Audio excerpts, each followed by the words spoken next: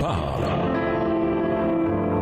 Chaque jour, Charles et Carole vous présentent la leçon de l'école du sabbat.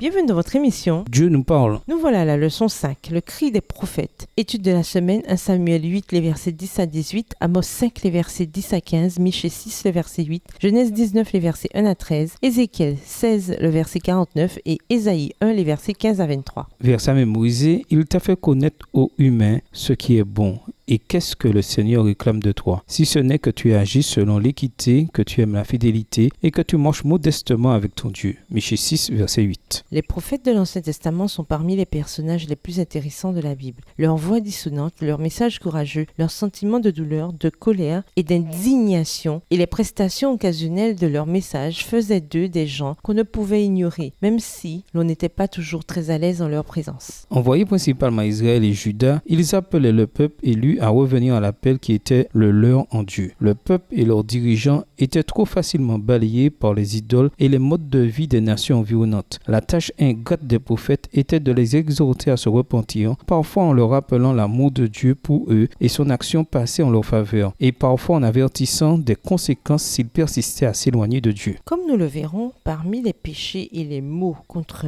lesquels ils mettaient en garde les chefs et le peuple, l'un des plus grands était celui de l'oppression des pauvres, des nécessiteux et des sans défense parmi eux. Oui, adorer les idoles était mal. Oui, suivre de fausses pratiques religieuses était mal. Mais oui, profiter des faibles et des pauvres était également digne de condamnation. Et nous vous laissons à cette réflexion. Martin Luther placarda ses griefs contre l'Église sur la porte de l'église de Wittenberg. Luther, comme de nombreux autres l'ont fait tout au long de l'histoire, était disposé à affronter l'opposition la plus farouche pour transmettre le message biblique de Dieu. Au revoir. Et à demain si Dieu veut.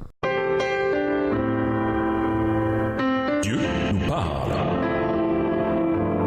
Chaque jour, Charles et Carole vous présentent la leçon de l'école du sabbat.